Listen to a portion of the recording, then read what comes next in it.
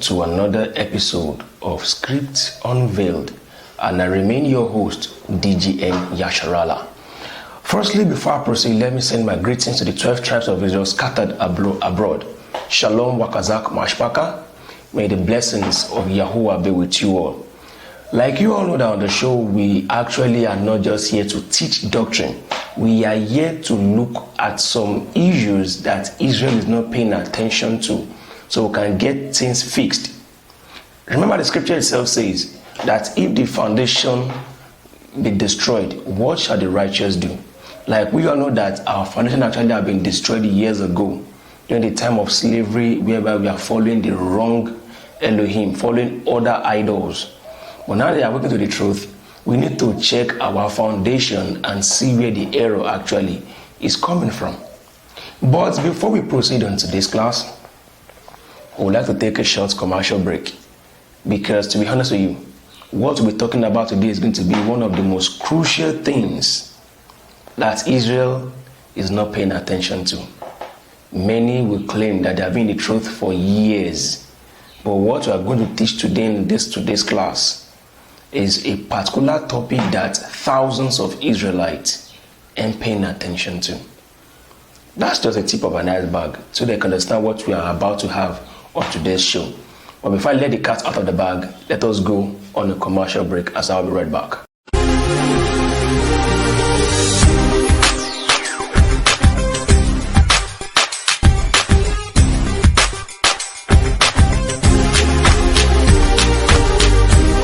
For sponsorship, advert placement, please call or WhatsApp this number: +234 811 731 0928.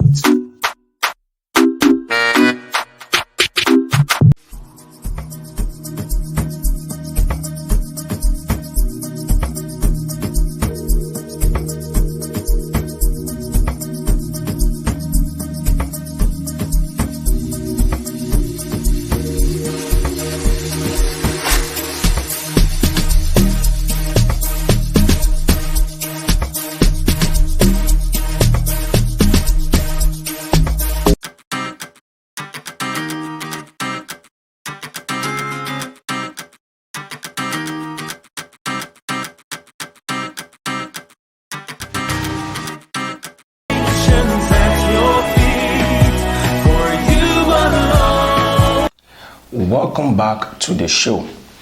And like I have said earlier in the beginning of the program, actually, I've told you and gave you an hint of what we're talking about today.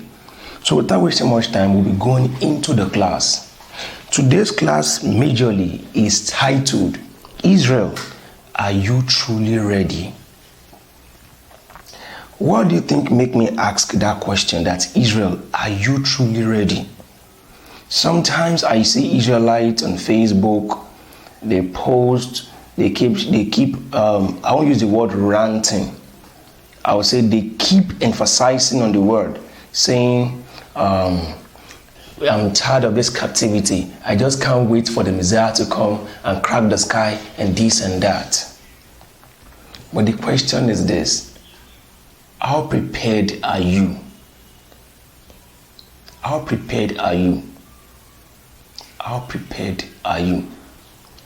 Remember that for hundreds of years, let me use that word, because initially it is thousands, it is over 1,000 years. For those of you actually who might not know about the Trans-Sahara slave trade, which actually happened first when the Arabs, the Ishmaelites, when they came to the land of Israel and stole our people. That was where they stole some of our books, in which they actually took out of it to make their own so-called Quran. Because majority of you actually, if you are someone that is actually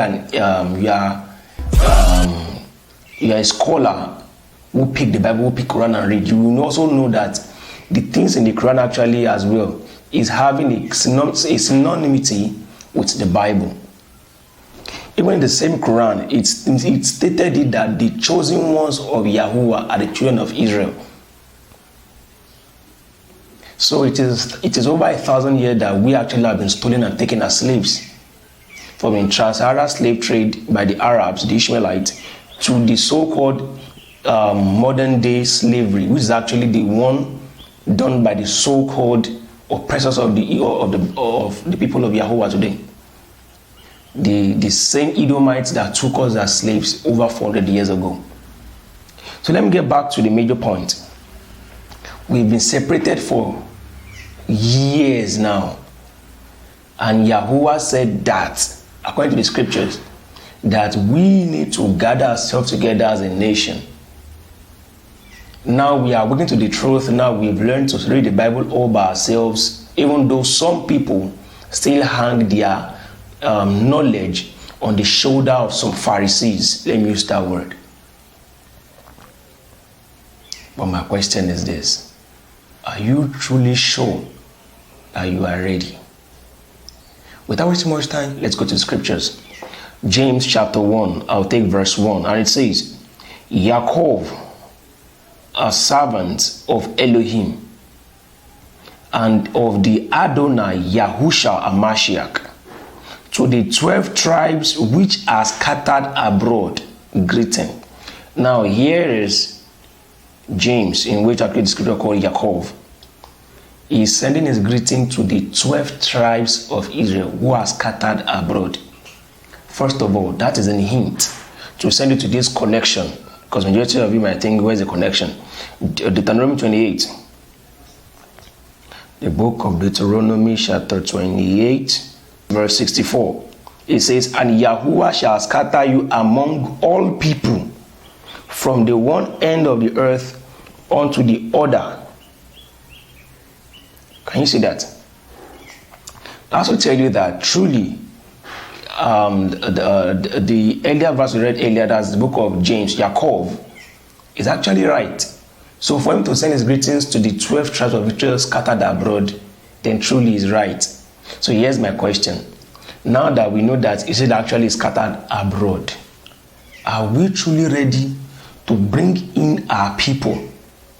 Are we truly ready to say that yes, I can live with my people?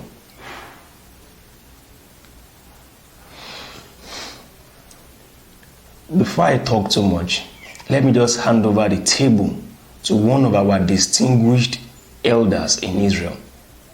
Let us hear from our elder's mouth. Shalom, shalom, my oxen and coatis, my good people of the Hebraic faith. Love is something that I want to speak on right now at this specific moment in time, because I see that that is a big issue that we as a people struggle with within the realms of the Hebraic faith. But even out of the faith, we struggle with that as a people against one another in different areas all around the world. We know we have a big issue and a big problem in that area, especially when it comes to us being scattered as a people, and both being in the east and west western countries of the world, because of how we see our brothers and sisters depending on how they grew up and where they grew up. You know, the Most High has taken his mighty hand from the kingdom of heaven to wake us up as a people all across the globe.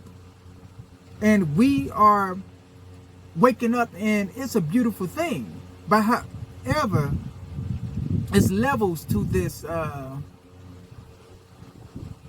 awakening. It's levels to us waking up and returning to the Most High as a people. And one of the next levels that we have to get to, which we are struggling with, is loving our people who are in different places depending on how we grew up, how we see our brothers and sisters. I'm a ox that travels all around the globe, and I have been to different places in Africa, mainly Nigeria, and some places over in Ghana as well. And one of the things that I noticed within this awakening is that we have a problem with one another in the east and western parts of the world. We struggle with our people in Africa, and our people in Africa struggle with us. And we have a lack of love. And this is something that we have to take a hold of. And we have to fix this issue. Because the Most High is telling us as instructions to wake up as a nation of people and to come together. And we cannot come together in hate. We must come together in love and learn from each other differences. That is the only way. It starts with us. It starts in our own house. We cannot go out as a light to the world, but yet in our own house we're hating our own people, hating our own brothers and sisters. We having a grudge towards one another. And that is something that is very awful and something that the Most High hates. You cannot walk in truth and you cannot walk in righteousness, but yet hate your people. And we are starting to be prepared as a nation of people for the Most High to bring us out with his mighty hand wherever we are scattered at. Especially us who are in the Western countries to the four corners. Because he's going to bring us out. He's going to move us back into the interiors of Africa among our people. Now that begs the question. If he moves us back into Africa among our people, because within the areas of Africa is our safe haven, and to gather together with the great remnant, then how are you going to react when the Most High do this when you are not ready? And if he moves you back into Africa, not just us in the Western Hemisphere, but also our people that are also in Africa, we're coming back into Africa, but yet we have a problem with one another. How are we going to interact with one another? How are we going to deal with that issue? How are we going to move in the righteousness of the Most High if we cannot get that specific action under control? The Most High says he's going to bring us out with a mighty hand. And he's going to cause us to move all together on one accord as a nation, as a people. And one of the first things we have to realize is that he's also telling us is that we have to do our part as a people and come together. Now, you know that we cannot come together under hate. We can only come together under love and to move as one people.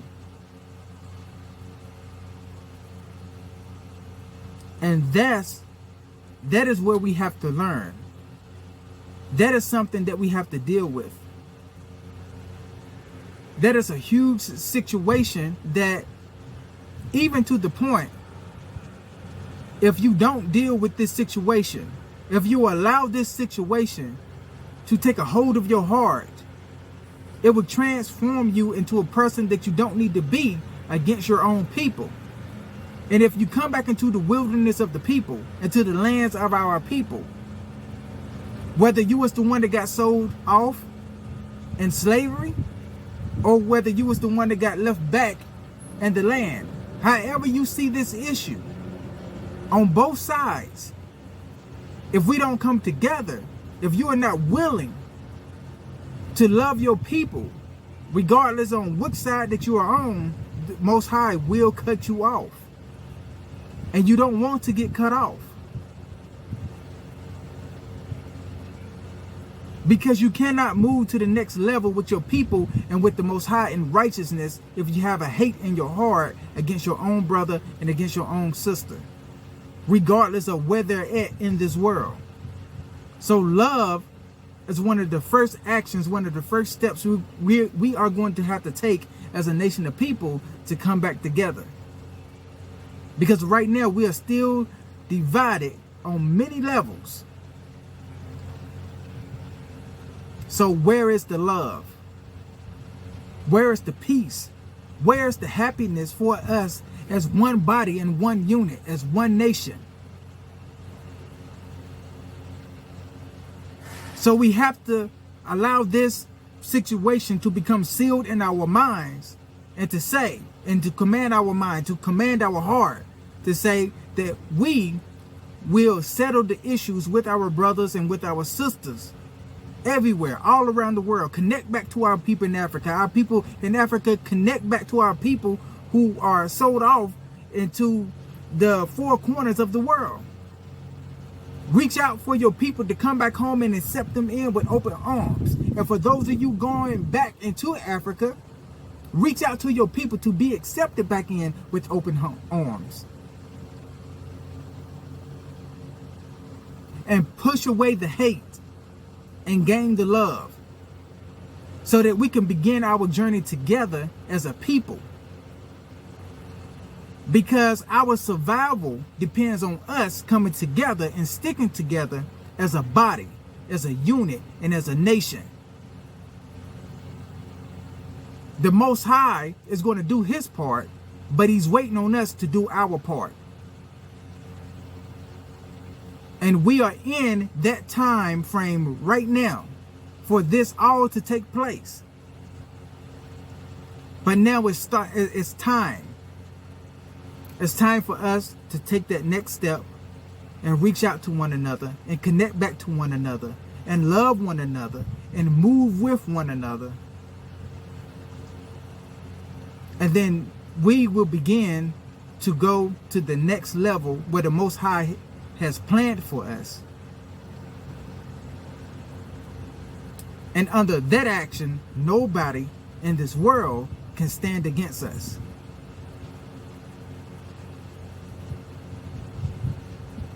Divided we all fall, but together we stand strong. If you understand this message, then you know that the Most High has leaned on you with favor. But hopefully all of you hear the warning of my voice for the fact that this action must take place among us all. And prepare yourselves. And get ready. Get ready for us as a people. And get ready for what the Most High wants to do. Remember, love is the main connection for us as a people in this time. All praises. And shalom.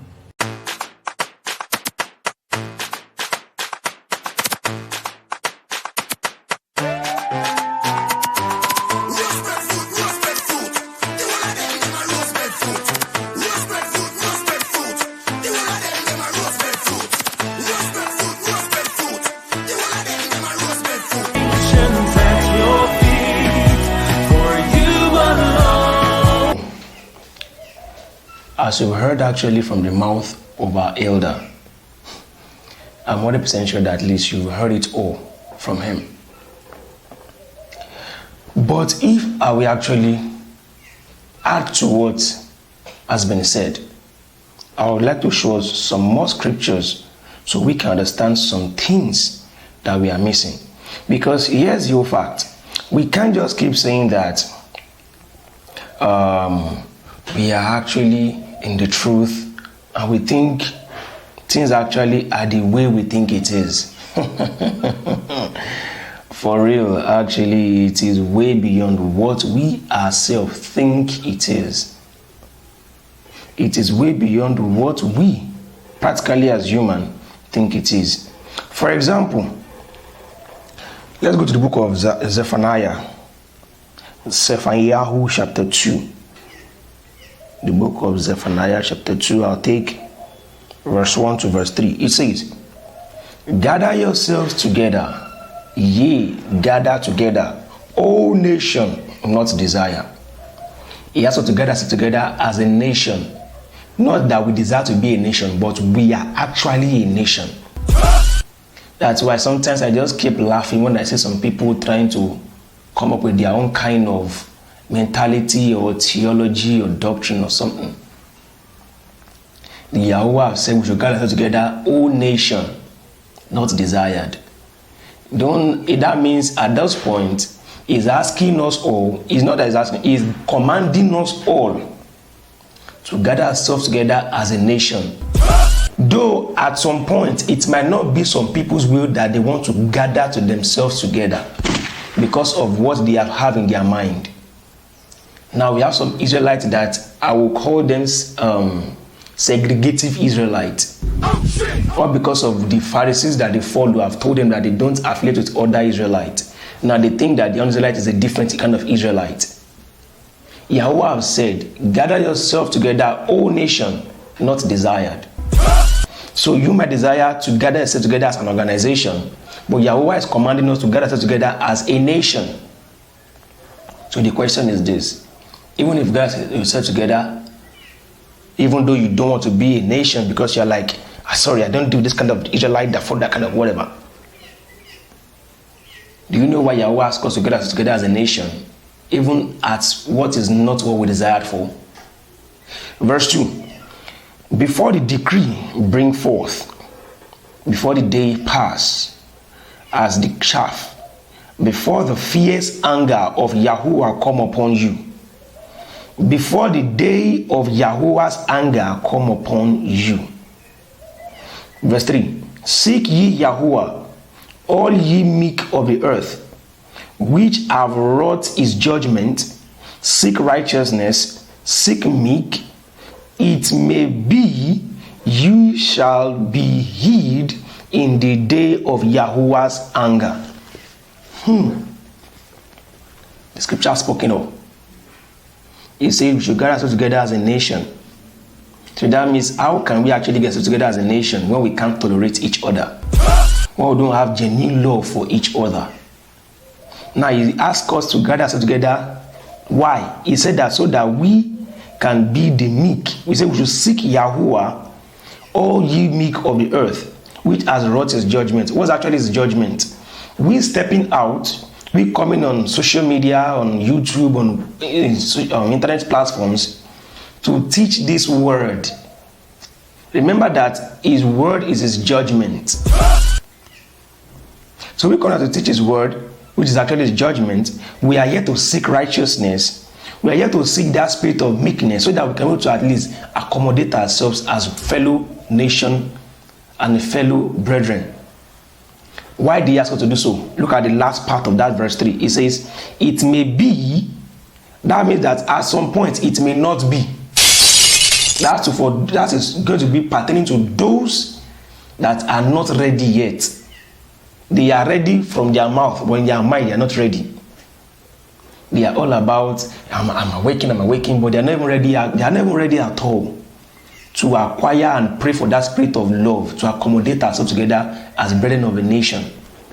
He says that it may be that ye shall be hid in the day of Yahuwah's anger. So that means that at some point, majority actually might not be hidden from the day of Yahuwah's anger. Why? Because they are stiff-necked and they are hard-headed. Because they don't have their heart opened yet to love their fellow brethren. So do you think Yahweh actually doesn't know what he's doing when he commanded us to gather ourselves together as a nation? Let's get back to the word. Matthew chapter 24, pardon me. Matthew chapter 24. I'll take verse 15 to verse 18. And it says, when ye therefore shall see the abomination of desolation, spoken of by Daniel the prophet, stand in the holy place, whoso read, let him understand. So that means even Prophet Daniel has prophesied about the abomination of desolation that is coming. What are those abominations of desolation? You all can see the signs already. Looking at the tornado, looking at the storm, looking at the tsunami, looking at the earthquakes, looking at the famine coming to Babylon. These are the signs he's talking about. But some actually are still sleeping. Look at the next verse 16. Then let them which are in Yahud flee into the mountains.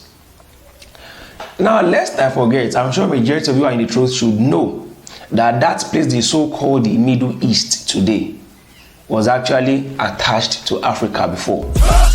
It was the same demon that came to enslave our people that created that large canal to now cut it off from Africa.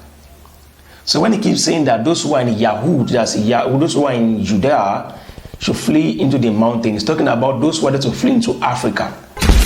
That is why, in case you all don't know, we have been stolen from different parts of the world after we fled from the land of Israel, fleeing into the mountains of Africa. But here's my question to all. Why do you think all these so-called slave masters that enslaved our people for years, why do you think they can never tell you that you're a particular nationality before they came to steal you? Remember that Africa was named after Sascipius Africanus. So definitely, actually, this place they tag as Africa should actually have a name before it was called Africa. If, for example, in Nigeria that I am today, Nigeria got its independence in 1960, and yet we have some of our great-grandparents who are still alive that they have been born even before the year 1940, 1950. Now here's my question. Who are those our parents before they were called Nigerians?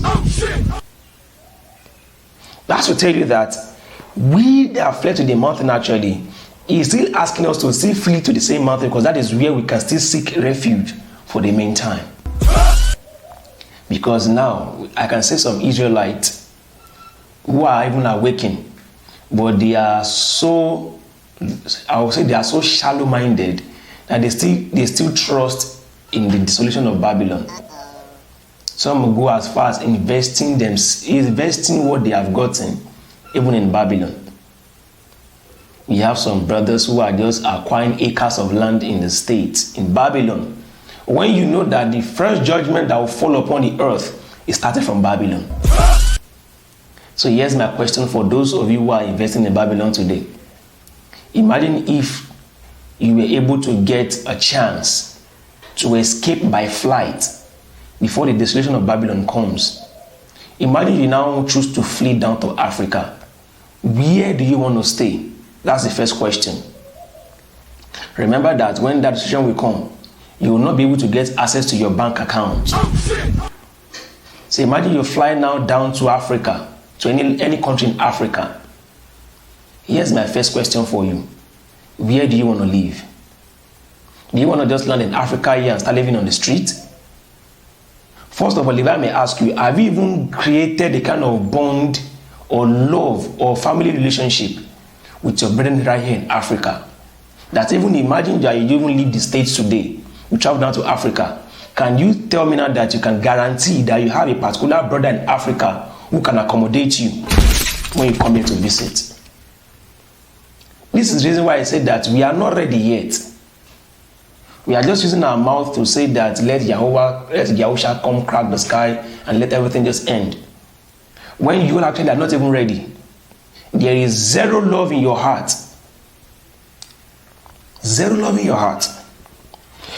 Let me get back to the scriptures. Just get back to the scriptures. So now you can say that even this actually have said that we actually need to still flee back to the mountain. So for those of you who are actually still in Babylon, working yourself out to still acquire some properties in Babylon, you are just deceiving yourself. Why don't you just try and find a way to find refuge somewhere?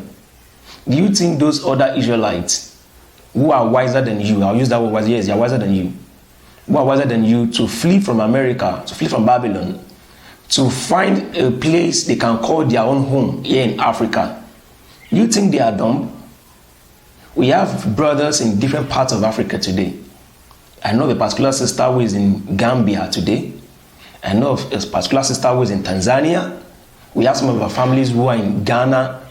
We even have some families who are actually in Nigeria here.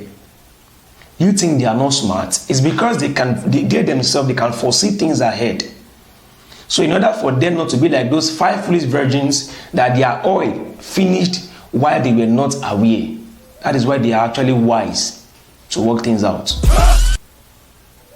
My question is this: when will you wake up to understand that you are not truly ready at all? You are still living your life like the hard-headed Israelites that were still in the land of Egypt, who were saying that they still prefer Egypt because Egypt is actually, they can still feed themselves. Remember, not all Israelites left the land of Egypt.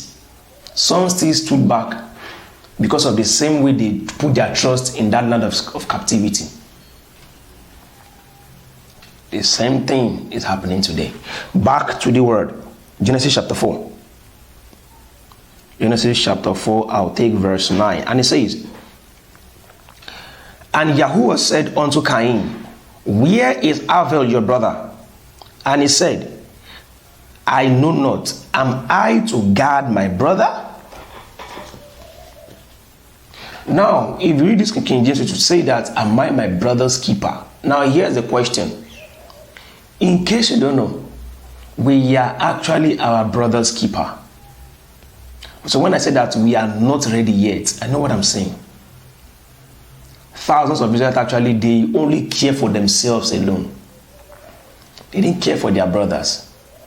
They'll be like, I'm not even sure if he's even my brother. I'm in the States, he's in Africa, it's this, it's that. Listen up. You are in one way indirectly telling Yahuwah, am I my brother's keeper? Because Yahuwah actually placed you to be in the States where there's a lot of opportunity, though there's slavery there. Does that not mean that even your brothers who are actually in the motherland, who are suffering because Esau has passed the oppression right here, do you think you are not meant to be your brother's keeper? Now, here's my question to majority of you all. Imagine if that particular time of desolation comes today and you flee to Africa. It is the same brothers that you are neglecting when you were there in the state that you want to run to right here in Africa, seeking for help to at least give you shelter. So why don't you cultivate that habit of love to be your brother's keeper from today? Proverbs. The book of Proverbs, Mishle, Proverbs chapter 3. I'll take verse 27 and verse 28. And it says, Withhold not good from them to whom it is due, when it is in the power of your hand to do it. So now, he's saying that withhold not good from them to whom it is due. Your brothers actually, they might need your help today. Tomorrow, you might need their help. But the thing is this, do we even truly have that love to be our brother's keeper? Look at what the next verse says, verse 28. It says, Say not unto your neighbor, Go and come again, and tomorrow I will give, when you have it by you. Because now you actually have the opportunity in Babylon. You see your brothers and sisters who are even striving hard. You actually have the ability to help them. But because of your, I'll call it your selfish wickedness, it makes you keep giving them that, I won't call it false hope, because it's not even hope at all. All they will keep doing is, yeah, sorry about that, bro, sorry about that, sis. Prayers going up for you. How are we even sure you're even making prayers for them? But you just type that on their comment section.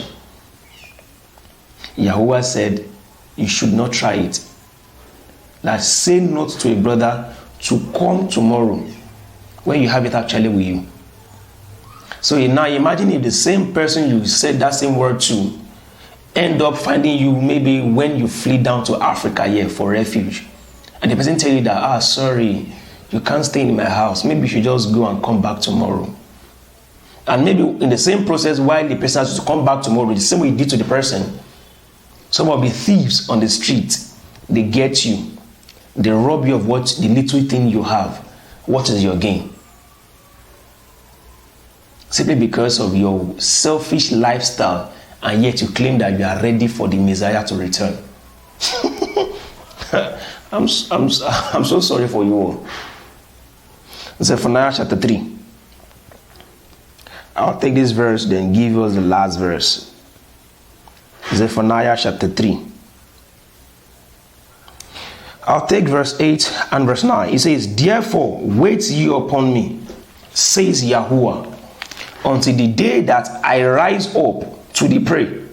For my determination is to gather the nations, that I may assemble the kingdoms, to pour upon them my indignation, even all my fierce anger. He never said some, he said all my fierce anger. For all the earth shall be devoured by the fire of my jealousy. Now here's my question. Imagine now that after Yahweh asked us now to wait upon him until the day he judge the earth with all his fierce anger, and eventually he has taken Israelites, that's his own people who are called by his name. Let me use that word, because many are called but few are chosen. When he gathered the Israelites that actually, for example, they are working today, when he actually pick up some of them, because he will eventually leave some to be devoured, because they are the hard-headed Israelites who want to die in Babylon. Imagine how they gathered those so-called Israelites that he can pick, and he said to you all, actually in a particular wilderness, how are you ready to live together as a nation? Imagine you as a brother from Nigeria, but because of the Pharisees you follow, you met a brother who is from the States, you met a sister who is from Australia, but because of the mentality of what the Pharisees have taught you, now you can't even live freely with your own brethren because they are not from the same region, because they are not from the same camp that you follow. My question is this: are you doing right or you are doing wrong? Remember, after Yahuwah actually have dealt with the kingdoms of this world, guess what's next? Verse 9.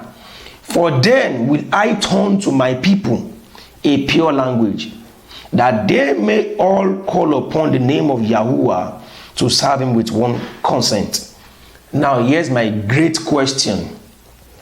After he has faced the other nations and give them his all fierce anger, they now just to turn to his people to give them a pure language. Imagine if Yahuwah end up turning and looking at the people he called his people, he saw that there's no love among them.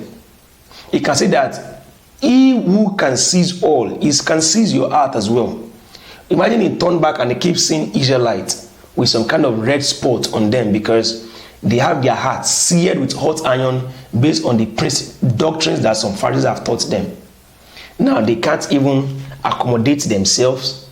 They can't have true love. Do you think Yahuwah actually won't turn? See these same so-called Israelites that can't even accommodate themselves. Do you think it will end up killing them on the spot? That is when you will start seeing your fellow Israelites drop dead right before your very face. Remember, many are called, but few are chosen.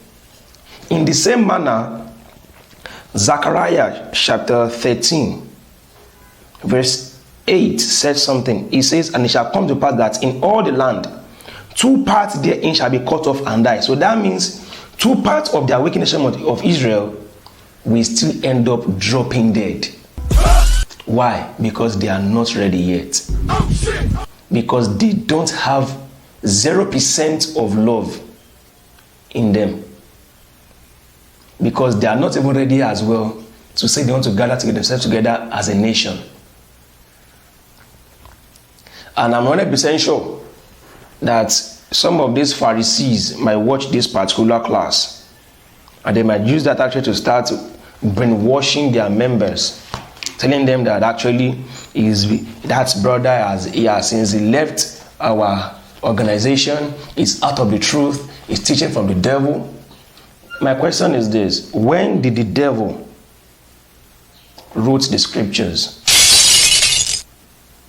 Because in case you all don't know, let me just give you a hint. Everything happening today has been written by Yahuwah. So, in the meantime, those who are not going to listen, that are still following what those liars are telling them, Let me show you what the Bible says about those crafty Pharisees. Job chapter 5, verse 12 and verse 13. And it says, "It disappoints the device of the crafty, so that their hand cannot perform their enterprise." Yes. All these Pharisees today who are out there gathering organizations to themselves, building up their own financial ability in the name of lying to their members that they are going to propagate the truth. Of a true, Yahuwah is a user. He can use anyone to send a message. If he can make the donkey of Balaam to speak, how much more? So that's the that Yahuwah actually is a user. He can use the Pharisees to go out there to go and wake his people up. But at the end, if he want to kill them, he's going to kill them. In the same manner that he hardened the heart of Pharaoh because he wants Pharaoh to actually to be killed, he will definitely do the same thing. In the same manner that even those who actually claim to be in the truth, when the time comes, if it's time for him to separate the tares from the wheat, without mercy, it's going to do the same thing. Look at the same way. He knew that Judas was actually a traitor, but he still left Judas to be among the 12 who he has chosen to be with Yahusha, because he must fulfill his destiny. Truth be told, Judas sold him out. Along the line, Judas actually wanted to repent. He refunded back the money he took, but there was no chance for repentance for Judas. He had to end his life by himself. In the same manner, these so-called Pharisees think they are crafty, that they can choose to breed Israel so that they can dig to their mind. They are like, yes, Yahuwah is going to be proud of us. No, let me use that word they use in their camp. God, they don't use Yahuwah. They were like, yes, God's going to be proud of us that we've raised so many armies in different parts of the world. Meanwhile, actually, Yahuwah actually have set them to go out there to go and spread his word, even to the chosen and to those who are not chosen. And at the end of the day, truly, the called ones among them will continue following the craftiness of these Pharisees, while those who are chosen, not those who are called will follow them. While those who are chosen, actually, when the time comes, their eyes will be opened and they will have to leave the midst of these tears. That's why the next verse said, that's Job chapter 5 verse 13. It says, "He takes the wise in their own craftiness, and the counsel of the froward is carried headlong." He takes the wise in their own craftiness. In the mind of these Pharisees, they would think that they are gathering the nation of Israel. Meanwhile, in that their own mentality, it will let them know that yes, you are gathering your own disciples, not my own people. So for this reason, I will say I will put an end to today's episode of today's class, and I'm sure that you've learned something so that you actually can open your heart to get the new love for your people and have that spirit of brotherly love to accommodate your people.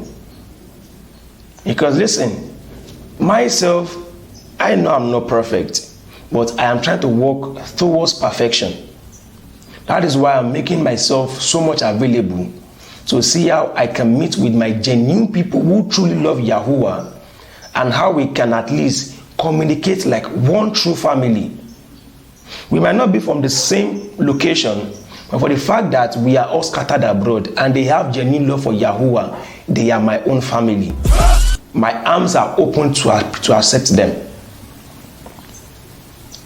So for this reason, I pray that you will actually get to pray to Yahuwah, ask him to give you that true spirit of love, so that you will actually not end up falling off among those two paths that will still be cut off from the awakened nation of Israel. If you have any question, please feel free to contact this number on the screen on WhatsApp. That's my WhatsApp number. Feel free to contact me on WhatsApp, ask your questions, And please learn to introduce yourself first. The scripture itself says that before you get a friend, prove him first. Introduce yourself, then come up with your questions. You will get all your answers from the scriptures. So with this, I'll be saying a big thank you to you all. I pray that you all actually stay strong. Please supporting your fellow Israelites. And also as well, please, for those who are not subscribed to my YouTube channel, subscribe to my YouTube channel, press the bell button.